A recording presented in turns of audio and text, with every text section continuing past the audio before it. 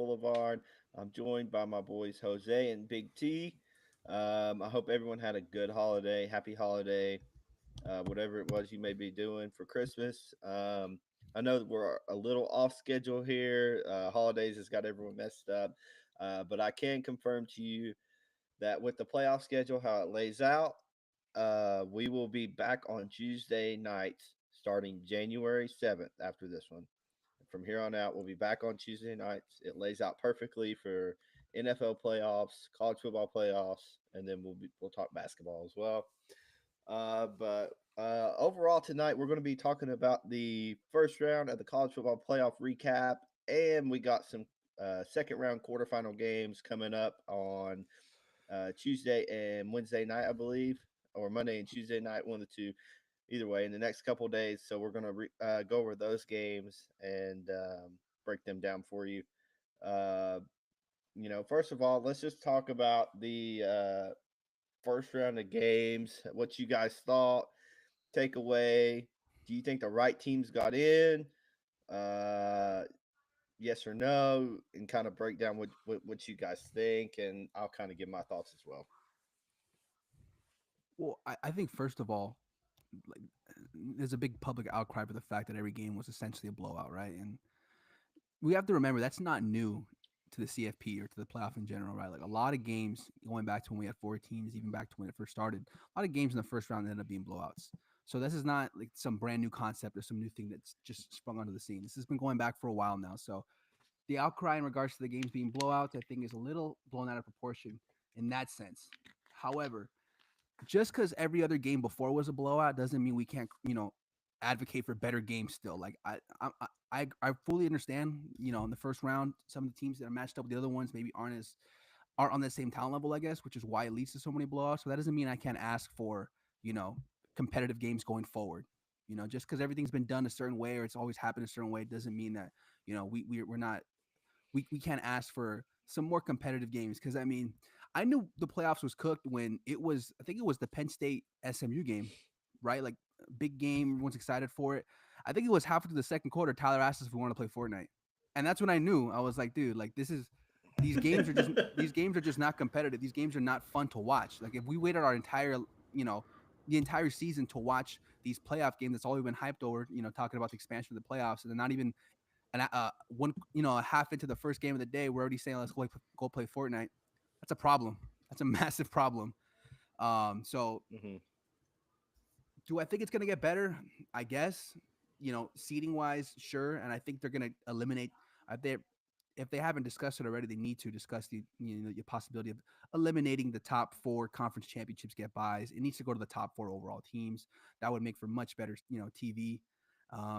For example, if it was the first round should have been like SMU against Boise State. That would have been a much more competitive game, right? It should have been um, Indiana against Arizona State. Those are much more, competitive games, much more fun to watch, as a public viewer. Um, so going forward, there needs to be some pretty big changes in regards to how the seating teams work or the seating works. But overall, it's nothing new. Like we've always dealt with something like this in regards to blowouts. So that's kind of how I feel about the whole situation. Yeah, every favorite covered this week, some by a pretty wide margin. In the first round, I will say the other bowl games have been lit this year. Mm-hmm. There's been some very very you know fun matchups to watch, comebacks to watch. But yeah, the first round, nothing too crazy. Um, Everything you kind of expected to happen did happen. Big T, you got anything you want to add? Really, the only game that had a chance to cover and also probably should have covered was Clemson. Yes. Even though Texas ran for like 260 something yards, 300 yards, whatever it was, something ridiculous. I mean, they had the ball. There was two different possessions. They had the ball inside the 10-yard line. One possession where they had like four tries from the one and didn't get it. So, um, other than that, yeah, it was some ass whoopings. But Clemson, I feel like if there's any game that could have covered or would have been closer, it would have been that one. Um, but they got absolutely gashed on the ground, like bad. So, kind Mm-hmm. of screwed it. John, what's the sentiment over there in Tennessee after the Vols Ohio State game? What's the reaction and what's the general consensus amongst the people over there? it's kind of weird what's been happening here. A lot of after that ass whooping, everyone's leaving, everyone's transferring. Well, it wasn't just the ass whooping; it's the world we live in now in college football, right? Um, I've had some very close friends of mine, uh, kind of off the Nico train. They want Faison, who's coming in. Faison Brandon, I believe. Hmm. I can't remember his name. Faison something. He's Yeah. a really top end recruit. One of the best quarterbacks coming to Tennessee.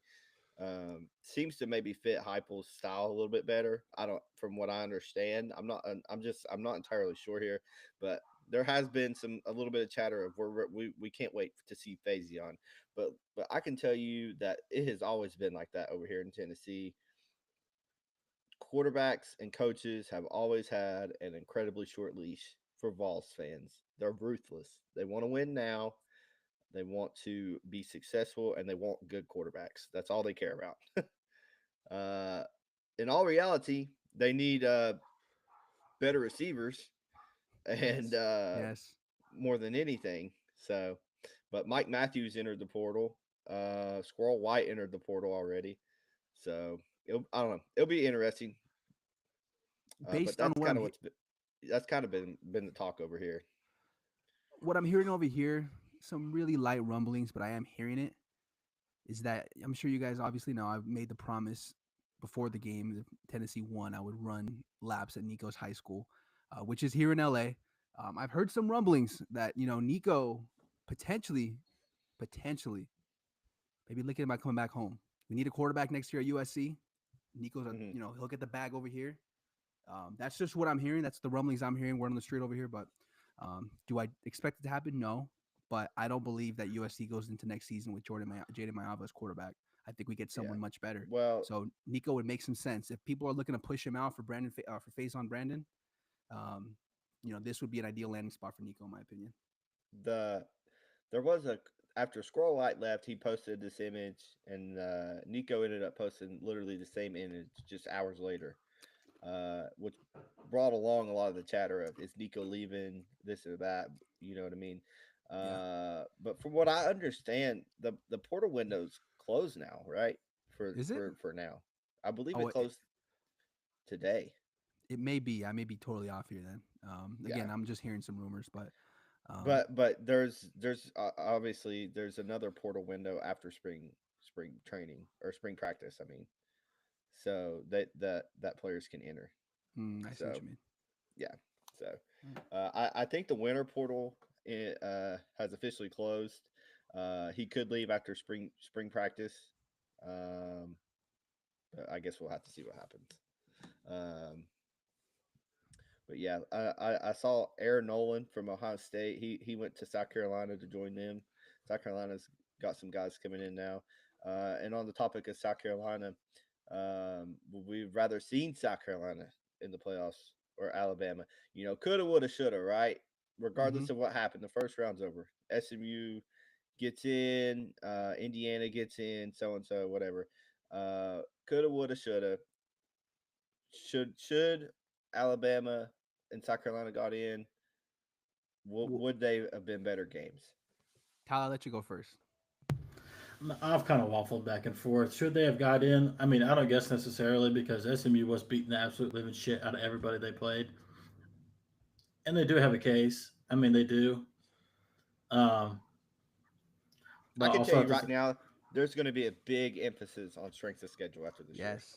Yes. yeah, that and um, I do think this is like a trial run type deal for the playoff. I mean, I think we're gonna see a lot of changes. I do think the top four conference championship shit, like Jose would say, it's gonna go.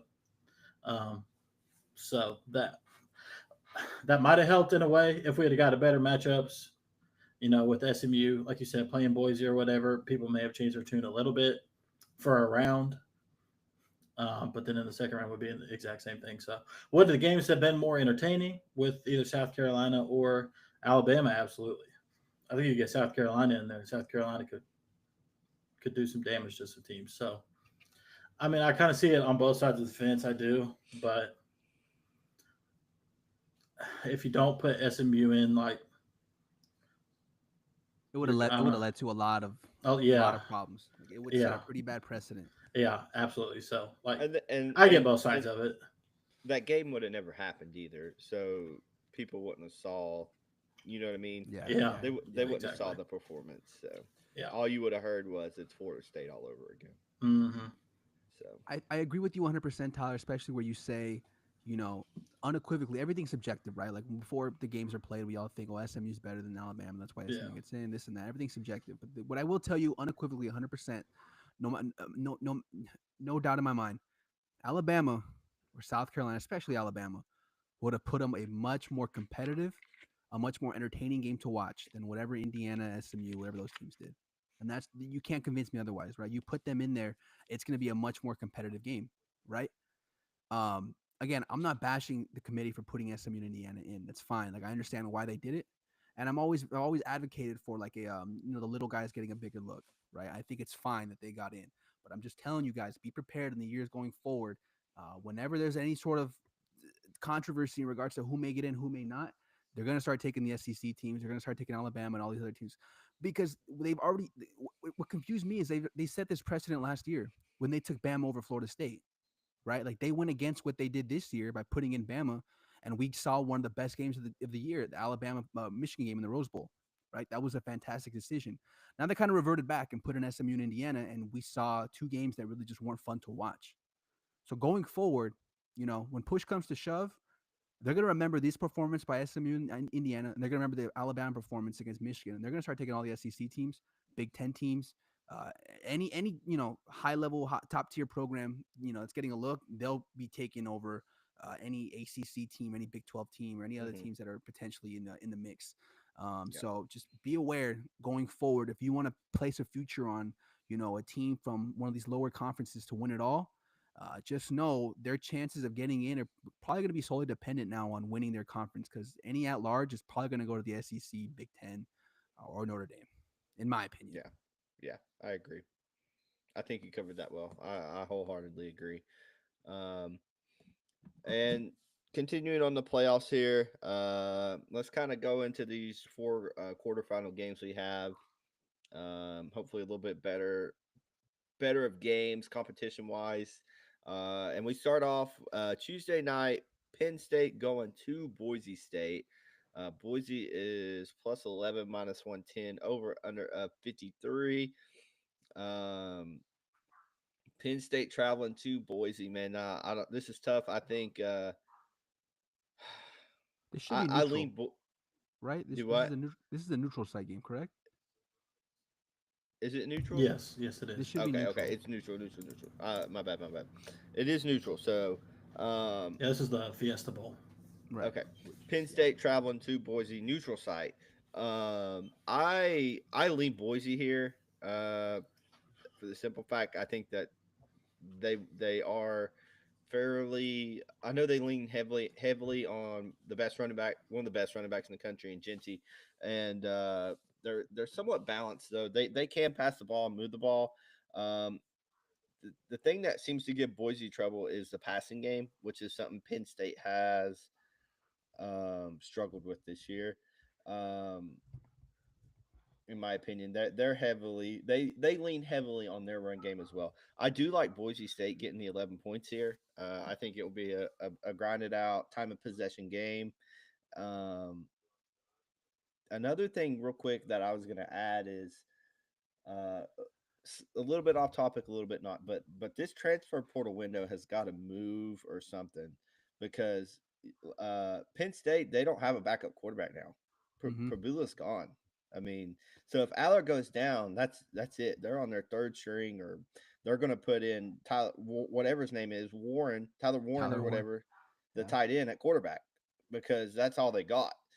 So, these kids that are in the playoffs are already having to leave and commit to other schools because if they don't, that their spot is gone. Like these schools aren't going to wait to see, you know what I mean? yeah, If Bo mm-hmm. Prabula is going to want to come here.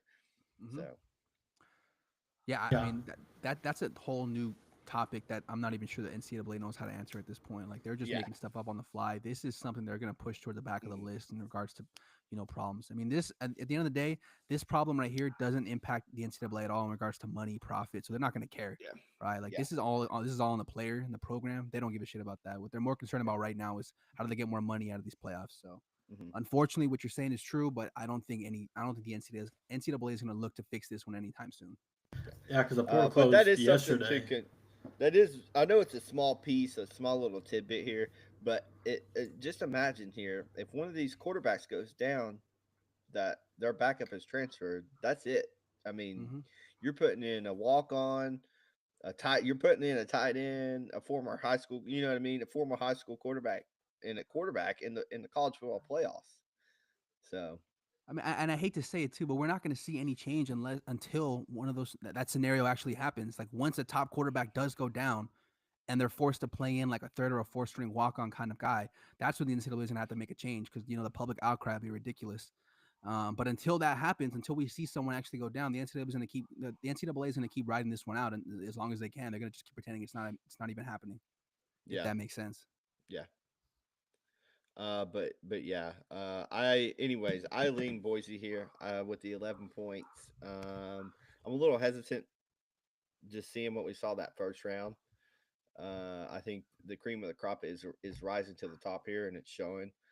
But Mm-hmm. I will take the 11 points in a game. I think will be a time of possession game, and you have Ashton Genty back there who can kind of dog himself, get first downs, and keep possessions going. Kyle, you want to go or you want me to go? I can go ahead. I would love nothing more to take Boise in the points here in this game, but I Oh my don't. God. I Are you don't think really I going can. back to it? I think I'm Oh, going back, dude. I just can't. uh, Like I think there's been teams throughout the season that have kind of laid out the blueprint for how to. I'm not gonna say stop Genty, but at least slow him down. Hmm. And I do think that this is going to be a major step up from anything they played. Yeah, I know they played Oregon second game of the year, and they played them tough. That it was a good game, but I do think you get a rematch of that game. Oregon beats the shit out of them. Um, so I think one thing that really hurt SMU in that game was just all the turnovers. I think Kevin Jennings was just kind of shitting his pants a little bit. He wasn't ready for the moment, um, and I think it really hurt him. And I just don't see a scenario where Boise uh, keeps it fairly close. I don't think it's going to be as bad as the SMU game, but I don't, I just don't see a scenario where they do. I think Penn State's going to be able to slow him down, and they're going to if Boise's going to cover and or win, they're going to make them do it through the air. And I don't know that they're going to be able to do that. So for now, I'm going to lean Penn State, laying the 11, 11 and a half, whatever it is. I don't feel great about it, but that's where I'm going to lean for now. yeah, I think I want to side with John on this one and take the points with Boise State, and for a few different reasons. First and foremost, I think you kind of talked about it, Tyler. That Penn State SMU final score was a little inflated, um, just due to the fact that Kevin Jennings was seeing ghosts out there. That was one of the worst quarterback performances That I've was ever bad. seen in any big time college football game. So, and I mean, credit to SMU, I guess, for fighting for as long as they did because their quarterback gave them no opportunity to win that game. But speaking about fighting, and SMU's defense, I thought played pretty well. Like all things considered, they kept them in that game as long as they could. Had a turnover. I think they picked Drew Aller off in the second quarter. I think it was. Penn State's offense did not look, amazing. Much different than the week before we saw them play against Oregon in the Big Ten championship game where they looked elite. They really regressed back last week, and I thought SMU gave them some different looks. Um, Defensively that caused some trouble. So I think the final score wasn't as indicative of how close or competitive the game actually was. It was just more so, your quarterback threw 3 pick sixes or whatever it was, and the game got away from you. But for the most part, I thought SMU's defense played fine. I thought Brashard Smith, the running back for SMU, played fine. I thought he played really good. Looked very electric out there. I thought he made a lot of players miss, and I was really pleased or impressed with his performance overall. So now you're moving on to Boise State, and you don't have Brashard Smith. You have Ashton Genty, who's the best running back in the country, like John said. You're going to hand him the ball, and the Boise State offensive line is actually really good. If you look at the PFF grades, they grade out extremely well. Like they are borderline elite, regardless of competition, regardless of of talent level they're going up against. The offensive line just grades out really, really good. Now, Penn State has one of the best defensive lines in the country, but in theory, you're putting best on best here. So if this is what Boise State wants to do, this is going to be their best shot to win this game or at least cover it by handing the ball to Genty, running behind that offensive line. For me, the big turnaround with Boise State has been their defense. When the season started, we were all kind of a little hesitant to back Boise just because how bad their defense was. The defense has improved. Look at the last 5-6 games. They haven't given up more than, I think it's 21 points to any opponent. I think San Jose State was the team that scored the most of them. And San Jose State's a pure air raid attack. Penn State's don't play the ball, doesn't play offense that way. So they're going to try and grind this game out as well. They're going to want to run the ball with Singleton and Allen. Like John said, that's going to lower the possessions in this game. Give me 11 points in a game that's not going to have very many possessions. Both teams are only going to possess the ball, 5, 6, 7 times at max. I'll take the 11 with Boise State.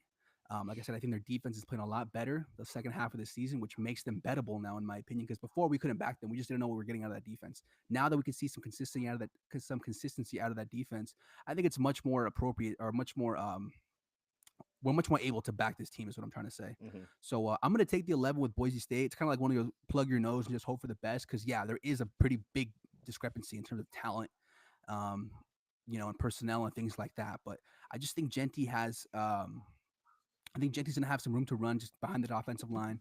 And, Maddox Madsen should, he needs to play not elite, not great, but just good enough. If we can get good enough quarterback play out of him, I think they'll be all right. So I'll take the 11. At some point, one of these underdogs has to cover. So hopefully it's Boise State. Yeah. I remember that Georgia State game, whatever, at the beginning of the year. Boise State just got shredded on defense. Yeah. And I was like, this team will not, they will not, make the playoffs with this type of defense. And they really did turn it around.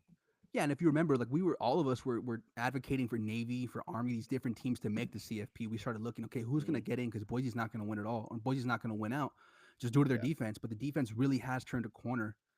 So credit to them over there, and it makes them, at least for me, bettable now because before, like I said, I couldn't get behind them. Yeah. All right, so now we're moving on to Wednesday, New Year's Day games. We got Texas playing Arizona State, the biggest spread of the week. 12.5 minus 110 over under 51. Another one that I'm like, I really want to take Arizona State here. I want to take a dog just because all the favorites covered last week. One of these dogs are gonna cover at some point. And I'm still down on Texas as a whole. A lot of people still think they have what it takes to win the national championship. Seeing a lot of people put them in the national championship.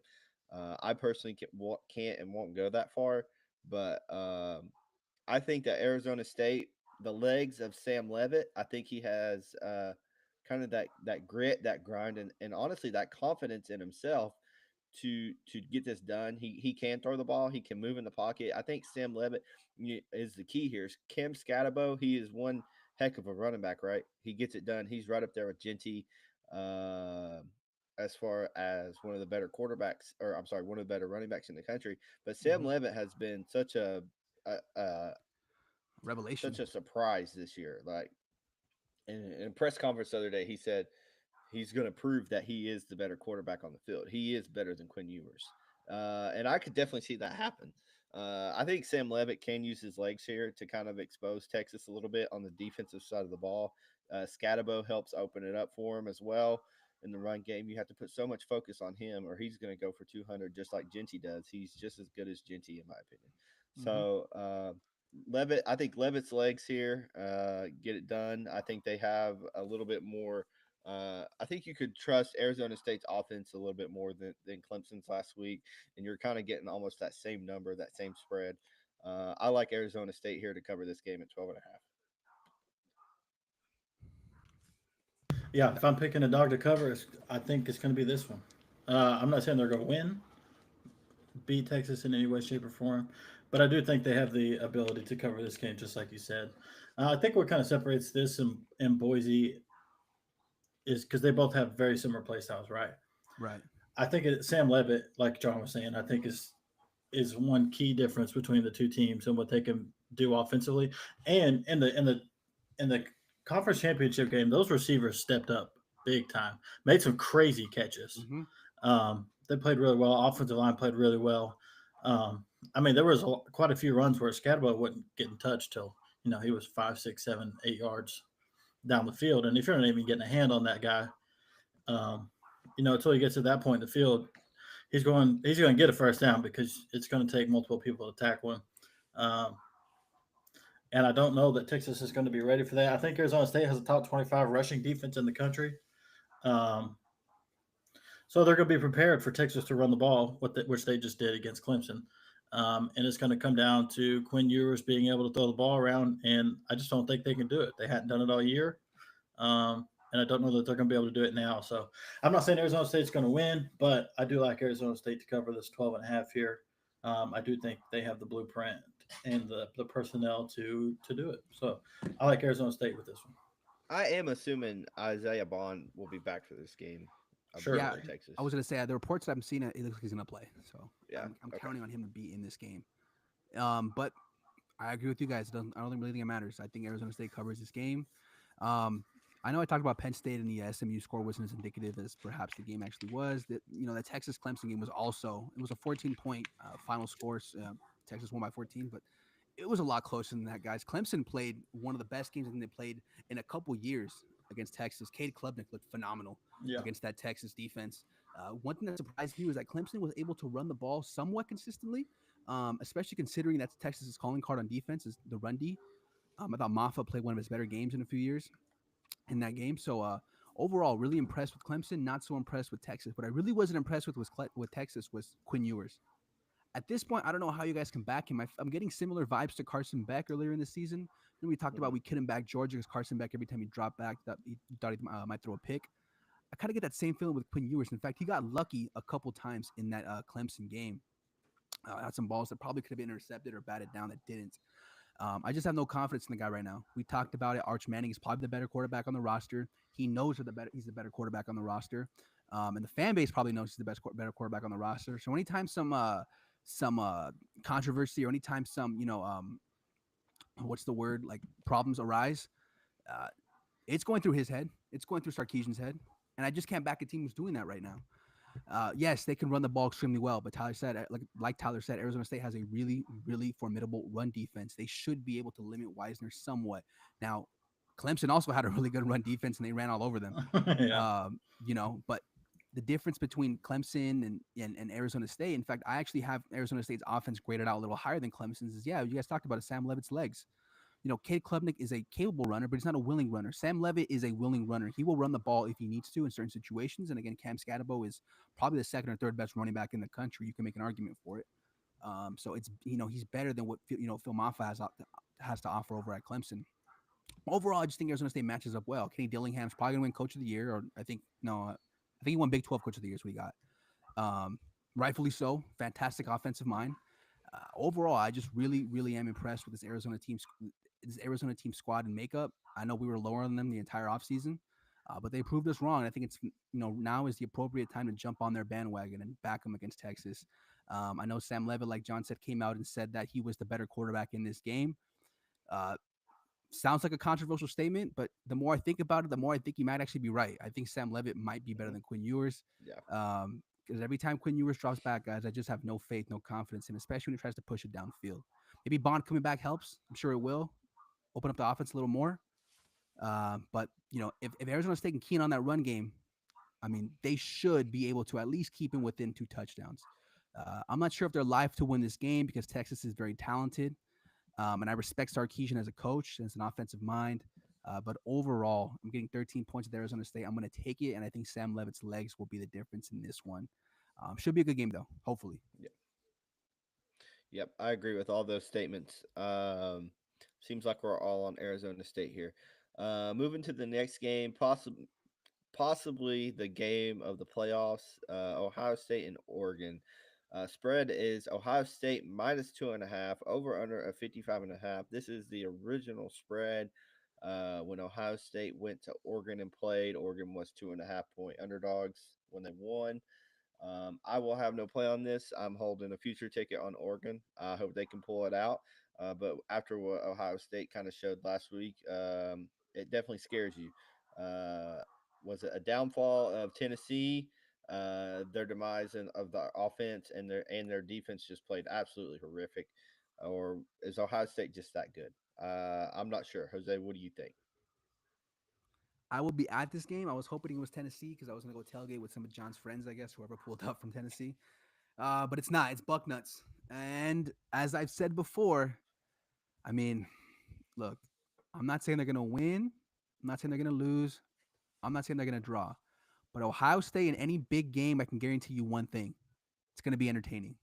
They always put on a show, whether it's good, like against the Oregon the first time this season, or against Georgia in the Sugar Bowl a few years ago when they had C.J. Stroud, or whether it's bad against the Michigan earlier in the season, last game of the season. Either way, it's going to be a fun game to watch. So I cannot wait to watch this one. I said I'll be present at the Rose Bowl. Should be a blast.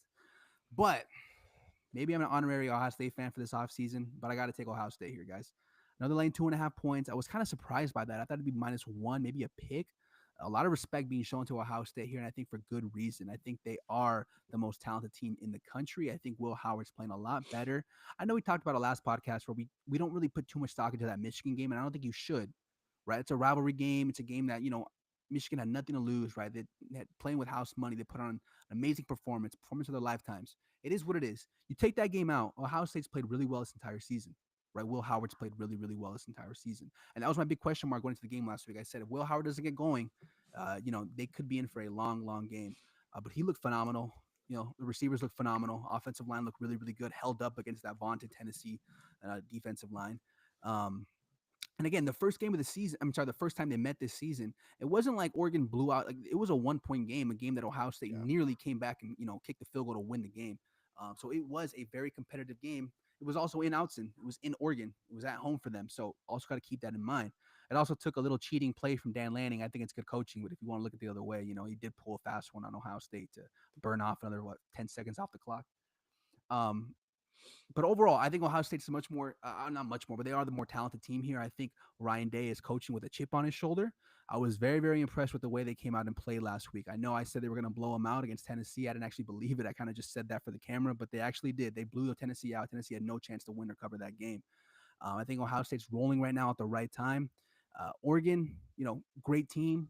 I love their makeup as well. If Oregon wins this game, I would not be shocked. I think the winner of this team, I don't know if you guys agree with me, the winner of this game is going to win the national championship, in my opinion. Like, this probably I wholeheartedly agree with that. Yeah, I don't know if you agree with that, Tyler, but that's my 100%. opinion on this game. These are the two best teams in the playoff right here. These are the two best teams, absolutely. Like, whoever wins this game right now will win the national championship. So I think it's going to be a fantastic game. I'm going to take Bucknuts, laying the 2.5, whatever it may be, but with the caveat in that if Ohio State comes out and scores first, the touchdown or whatever it may be, I'm going to be looking to play Oregon live. If I get like plus 6, 7 with Oregon, I'll probably take that and just hope for a middle. I think this should be a very, very entertaining game, very competitive. Oregon, like we said, has not been. They didn't look amazing to end this season, right? Against Wisconsin, they almost lost, but we talked about it throughout the season. We're going to give Oregon the benefit of the doubt because they always show us that they don't like to show anything unless it's actually a game they have. It's a game they need to win, right? The first 4 or 5 games of the season before they played Ohio State, they looked like crap. We had talked about it. This team looks horrible. They play Ohio State, they flip a switch. They look phenomenal. They look amazing, right? So I'm not gonna take anything Oregon's done these last few weeks and use it against them, right? Like, this team has earned the right. Dan Lanning has earned the right for us to say, you know what, we got to throw all that stuff out the window because when it's time to play against a top 10, top 15 team, Oregon will show up and they'll flip that switch. So I can't sit here and point to anything Oregon's done these past few weeks and say, oh, well, they didn't look as convincing, so therefore they're going to lose this game. I don't really care about that. I'm just looking at this game for what it is, man for man. Two very, very similar teams just at the current moment. I think Ohio State has a little bit more offensive firepower. So I feel a little more comfortable laying the 2.5 with them. But I will be looking to back Oregon live at some point. John, I know you have a future on Oregon. So for your sake, I hope I'm wrong. But I do think this is where their season comes to an end. I think Bucknuts takes this one. And like I said, win, lose, or draw, Ohio State will show up. It's going to be a fun, competitive game. But I'll take Bucknuts laying 2.5. I think they're the best team in the country. But regardless of who wins this one, this will be your national championship out of this game. I agree 100%. Ohio State is playing very, very, very good football right now. And I don't know if the bye is going to help Oregon in any way because they've already played them. They might even hurt them. I was about to say, if anything, I do think it sets them back a little bit because whatever rhythm and stuff that they had, well, now they've got to wait to play this game. So I think that plays in Ohio State's favor. They got a game under their belt. There's a game that they didn't have to do a whole lot, but they were able to stay in rhythm, stay in flow, um, get out healthy, get a big dub, and move on to the next. It's very hard to beat a team twice. Um, Mm-hmm. and in fact, like Jose said, it took the penalty to get 10-second runoff, and just kind of poor clock management by Will Howard there at the end of the game. I'm not saying that he'd have made the field goal, but a little bit better clock management, and they have at least a chance to win that game. So, with that being said, Ohio State, I do believe is going to win this game. I like what Jose said there as far as Ryan Day coaching with a chip on his shoulder. He hears all the noise. He knows. Like he knows all the scrutiny he's under. He hears all the people talking, um, and they're playing great football right now. And I do think the bye kind of hurts Oregon in a way, kind of getting them out of a rhythm. Um, so with that being said, I do like Ohio State in this matchup as well. Either way, this is the national championship right here. What I will say about Dan Lanning, by the way, is he's lucky he beat Oregon week 4 or 5, whatever week it was in the season. Yeah. Because other than that, I mean, I know we make out Ryan Day and James Franklin to be like big game losers, like they never win the big one. I mean, aside from that game that Dan Lanning won against Ohio State, he really doesn't win any big games, guys. I know. Remember last year against Washington in the Pac-12 championship game and the regular season, he was pretty big favorites in that game, and they Mhm. shit the bed. They did not win, so it's not out of the realm of possibility that he reverts back to who he was and just not show up in these big games. But I hope I'm wrong because I'm like I said, I'll be there, so I hope it's competitive. I hope it's fun. But again, I think we overplay Ryan Day a little bit too much, and I think we might be underselling with Dan Lanning's shortcomings as a coach. But we'll find out on Wednesday. Yeah, I'm just gonna sit back here with my um, plus 800 Oregon ticket and treat it like it's a money line, right? If you had Oregon plus 800 here playing Ohio State, anyone would be smiling. So um, I definitely think the bye could hurt him. I think it could help him. Dan Lanning is a good coach. He could whip something up like he did the first game against them. I have no play here. If anything, if I want to play anything here, I think I would probably play the over 55. This game, the first time went was over 60 points. I think it definitely has the makeup to do that again, even possibly head to overtime. I mean, you just this game should be close, hard fought battle, two offensive firepower teams that can put up a lot of points. So, if anything, I lean to over here, and I'm just going to sit back with my futures ticket and enjoy this game. And speaking of futures tickets, I am also holding a plus 800 Notre Dame ticket going to play Georgia. Backup quarterback Gunnar Stockton is in. Carson Beck is done for the year and has declared for the draft. Notre Dame is plus one, over under a 45. I definitely see why Georgia is favored minus one, simply because of their defense. Um, One of the better defenses in the country, the best coach in the country. Mm-hmm. Um, I will say that, in my opinion, it's always that I don't know. As a Georgia fan as a whole, when I break this game down, I can say truly that I have struggled and struggled and struggled to get behind this offense the entire year. I expected big things out of Trevor Etienne. They've pretty much moved on to the freshman running back, Nate Frazier. Um, Mm-hmm. so I don't know. I don't know. A lot of drop passes. Georgia's wide receivers aren't as elite as you're used to seeing. If anything, I think the defense will keep him in this. I think uh, I'm not sure. Jeremiah Love did come back in that game. I know Mm-hmm. you kind of got to worry about him getting injured. It seems like here lately he's something nagging him at every single game, Mm-hmm. and he's out for a few plays or a few drives or whatever. But I'm gonna sit back, enjoy this game. My team I love and a team I have a futures on. So I think it's gonna Yeah. be a super competitive game. Maybe the second best game of the playoffs in my opinion. I don't have a ton of belief in Gunnar Stockton here. I think he's a very inaccurate quarterback. I think that you could honestly probably see some of the same things you saw out of Beck, some picks thrown. But the thing with Stockton is he isn't afraid to use his legs. That is one thing I will point out. He will run the ball. He is a mobile quarterback. So we'll see how Kirby utilizes that.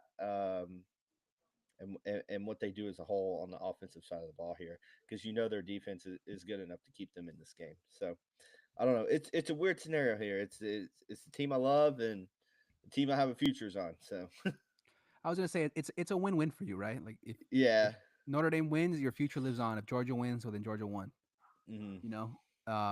What I wanted to ask though, John, were you surprised at all that Carson Beck declared for the draft? Like I thought the way I saw him, I thought he was going to return. So I was kind of shocked he just went off like that. But was that No, expected from you, or I figured he was gonna go. There's been a lot of rumblings that people were kind of done with him.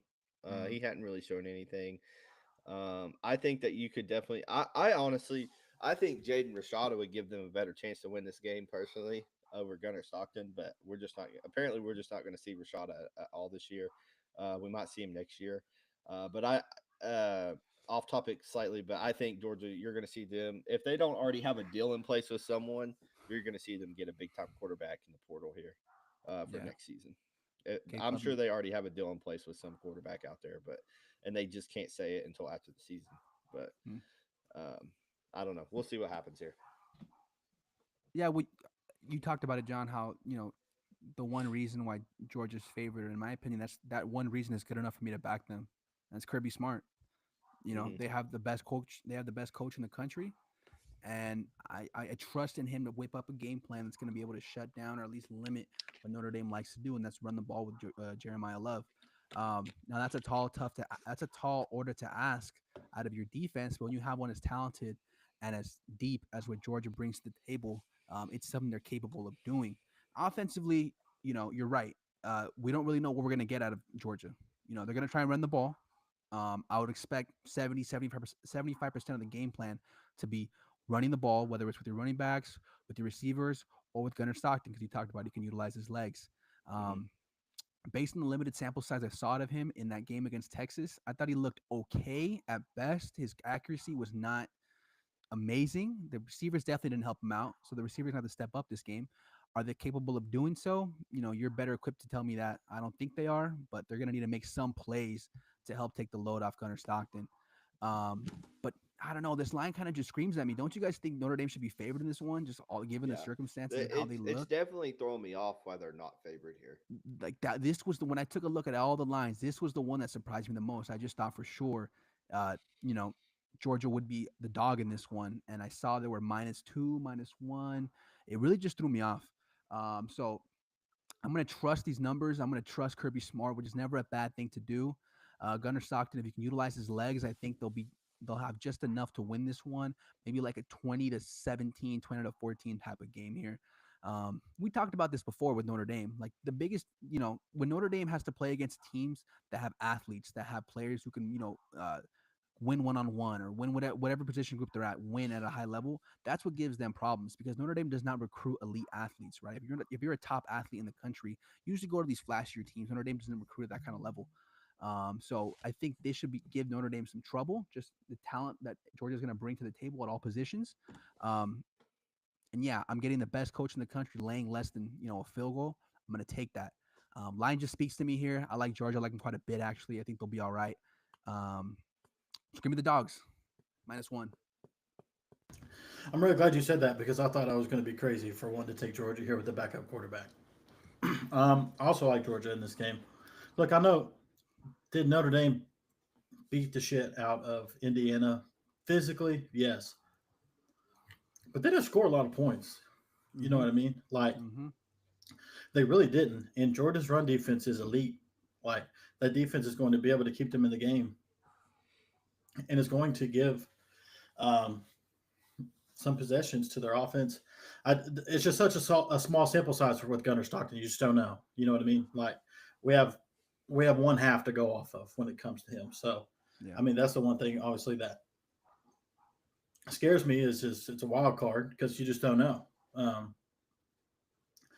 A freshman playing in a big time game against a really good defense, and then he's only played for a half. But well, I'm sorry, Tyler. I'm glad you brought up the whole run defense thing because I forgot to make that point in mind. And that Indiana's run defense going into that game was, great. They graded out, very highly. And I thought for the most part, aside from that 99-yard run Jeremiah Love had, I thought they played fine.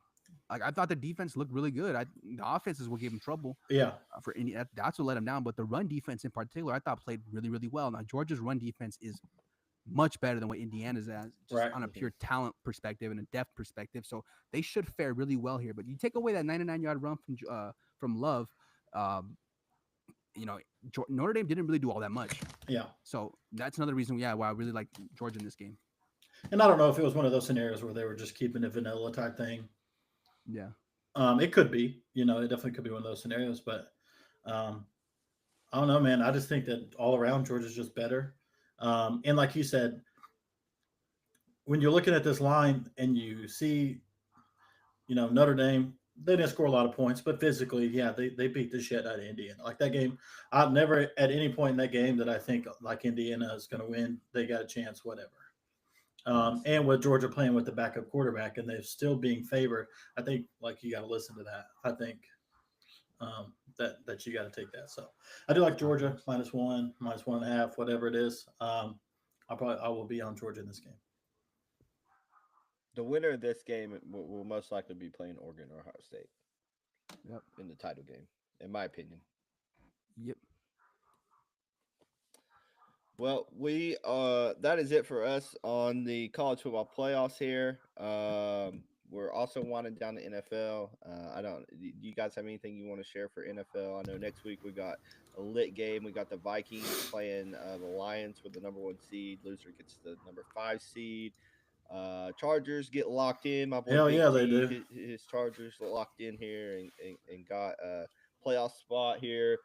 Bengals are fighting for a playoff spot, and the Chiefs are going to sit their starters against the Broncos. So that's a big game right there to talk about. And then lastly, but not least, the Giants lose the number 1 pick to the Patriots. Looks like Travis Hunter might be headed to the Patriots unless they make a deal to move out of that number 1 pick. And the Giants move down to number 3, and they'll probably be grabbing Shador at that point, unless someone moves in front of them. But anything you guys want to add for NFL? I know we weren't really going to cover it, but I'll throw it out there real quick just to see if anyone has anything they want to add before we head into playoffs here. Nothing for me. Like you talked about that Vikings-Lions game, I expect it to get flexed to Sunday Night Football next week. That should be a fantastic game to end the season. I want to say the winner of that game is going to be the 1 seed. The loser will be the 5. So a lot on the line in that one. Yeah. I hope Cincinnati gets in. I think out of the remaining teams in the AFC that could get in, they'll be the most entertaining and the best team to get in. We want to see Joe Burrow in the playoffs. Yeah. But overall at the NFL winding down, I'm just happy Tyler's Chargers got in so we could continue to bet on them. But yeah, I'm excited. I hope Cincinnati doesn't get in because I don't want to play him again. Yeah, you're right. I forgot about that. I don't want to play him again, but I'm just glad we got in. Just to recap for the way on our season totals for our picks, we're now at 25-12. For college football, we lost last week by half a point on Clemson, getting 13.5. But so far, overall, still a really successful season. And we will be back this week with more picks for the next round of the playoffs. Yeah. I've been doing college basketball still every day pretty much. Moving into conference play in college basketball. I'm not going to cover any games tonight, but we got conference games now, which is kind of a different dynamic. I was kind of talking to Jose about that earlier. You kind of have to cap it just slightly different, in my opinion, when you enter conference play instead of these non-con games. So try to get dialed back in here. I was red hot. I was up 11, 12 units last week. I finally got a little bit cold the last 2 days, but we're going to get it back. And yeah, Big T, you're still doing NFL, college football bowl games, right? Yeah, I'll be rolling. I haven't done a whole lot of bowl games, but I definitely will be doing some NFL, getting the NFL playoffs. We'll be running with that. Okay, good deal. And real quickly, I'm going to throw Jose and Tyler, you guys can mute, cover your ears, whatever. I'm going to throw a golf play out there real quick. The FedEx season starts back up. One of my favorite tournaments of the year, the Century Tournament of Champions, starts Thursday. I love betting on this tournament. It's in Hawaii. So main coverage always starts at 5-6 p.m. So you get to watch it in the evening while you're eating dinner. And one thing that makes this tournament exciting for this year is Scotty Scheffler's out. He has a hand injury, lacerated his hand and had surgery. So the number 1 golfer in the world is out for about a month month and a half. So these first few tournaments, you can actually get some value on some of these other players. Not have to worry about Scotty being in the field and winning every freaking tournament. Um, Early season golf, I mainly look at guys who've been playing still in the off season and staying in form instead of taking seasons off, or instead of taking a couple months off. Your favorite here is Xander Schauffele at plus 475 for good reason. He's on the same level as Scotty almost. Morikawa has been playing good as well. But then you get to JT, Justin Thomas, who had a chance to win at the Hero. He has been playing this offseason, been playing good golf. He seems to be back in form at plus 1200. He's someone you can take a flyer on. Victor Hovland, you need to stay away from him. He has a broken toe. He's still playing, but that will affect his balance and his swing. And then another two people real quickly. I will definitely have a bet on Hideki Matsuyama at 22-1, and Akshay Bhatia at 30-1. Both of those guys are incredible golfers. They've been playing in the offseason, and I think they have a legitimate chance to win that tournament. That course sets up really well. Big fairways, big greens. Just keep it in play, which both those guys do. Make as many birdies as possible, and it's a race to the end. So Akshay Bhatia and Hideki Matsuyama, and I'll probably have a little bit on JT. He's up there at the top, and he's been playing some good off-season golf. So, and outside of that, just keep following us on action. Tyler Lyles 918, I believe, Jose 808, and Jay Humphrey 25. Still doing basketball, football. You'll see some golf plays from me now until NASCAR comes, and you'll see NASCAR from me. I do a little bit of it all. So I think you'll see some soccer from Jose and maybe some tennis here soon. Yeah, I mean, and by the way, I'll tell you on that Matsuyama pick because why not? You know, just for the entertainment value of it. But I'll tell you on that Jose one. Just used let me know to every week he would say, "Give me one pick, John. Give me one pick to throw a little bit of money on in a golf tournament." And I'm still waiting on one of those picks to actually win, but it's a numbers game. At some point, maybe it'll come through. I've been pretty successful at golf, except for the picks I give Jose. So maybe don't take Matsuyama. Yeah, you're probably right on that one. But anyways, Big T, you got anything to add, buddy? Nah, I mean, it sucks. We're at the end, but it's not over yet. So No, we're still grinding. yeah. So we will be off next week with the New Year holiday and kind of a break in the games here. So our next episode will be Tuesday night, January 7th, covering NFL wild card, college football semifinals, college basketball, back to normal shows, 9 p.m. Eastern, 8 Central. So come and join us Tuesday the 7th. We hope to have B Magic back with us then. We'll be doing wild card NFL, which will be a lot of fun. We'll actually be breaking wild card games down for you guys. We will have college football semifinals, recap, and college basketball. So y'all come and join us on January the 7th. We appreciate you guys listening. We do still have our giveaway going here. We are halfway there. We need 25 more subscribers, and you could be entered to win a $50 gift card, as well as some Boulevard merch, sweatshirt, t-shirt, whatever you may want. And then remember, also, I will do a giveaway if we hit, I can't remember what I said. We'll say 250 subscribers. I will buy you tickets if we hit it before March to go to the March Madness tournament of your choice of the first round, the location of your choice. So Jose is about to make a bunch of fake accounts and start subscribing. Damn right, I'm doing that right now, actually. Trying to get tickets to watch these games. All right, well, I'm gonna get off here and watch the end of this Atlanta game in the NFL, and we appreciate all you guys. We love you guys. Thank you for being here. Thank you for listening. I hope everyone has a happy new year. We will see you January 7th. Yep. Thank you.